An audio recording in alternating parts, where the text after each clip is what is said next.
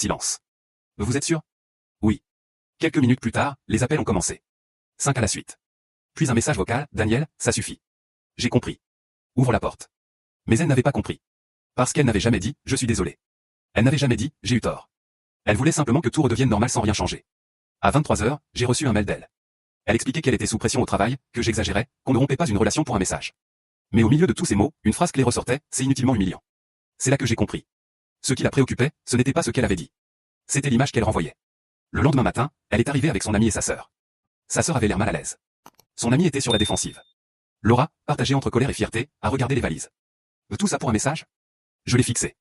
Elle est restée silencieuse quelques secondes, puis a enchaîné son discours habituel, exagération, dramatisme, besoin d'espace. Je l'ai laissé parler. Sa sœur a été la première à porter une caisse jusqu'à l'ascenseur. Ce geste en disait plus long que n'importe quel mot. Au troisième voyage, Laura pleurait déjà.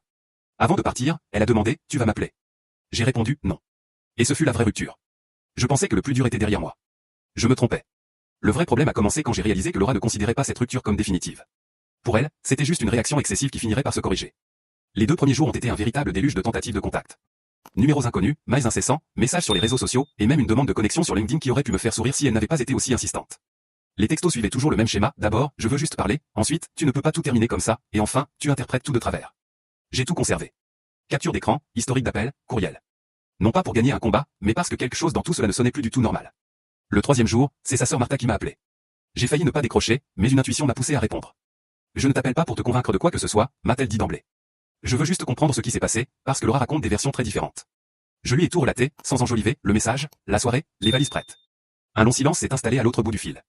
Oui, ça lui ressemble, a-t-elle fini par lâcher. Ce n'était pas une défense, plutôt une forme de résignation. Elle dit que tu l'as mise dehors du jour au lendemain, a-t-elle ajouté. Elle a récupéré ses affaires le lendemain matin, ai-je rectifié calmement. Martha a laissé échapper un petit rire presque involontaire. Ah, ça change pas mal l'histoire.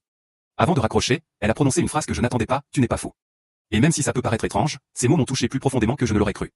Quand on passe des mois à douter de sa propre perception, entendre quelqu'un valider ce qu'on a vécu prend un poids énorme. Ce même week-end a marqué le premier vrai essai de retour en force.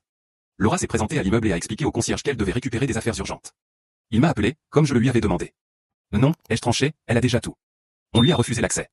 20 minutes plus tard, j'ai trouvé une note glissée sur l'essuie-glace de ma voiture dans le parking, arrête de me faire du mal. Je l'ai gardée avec le reste. Ce soir-là, sa mère m'a téléphoné.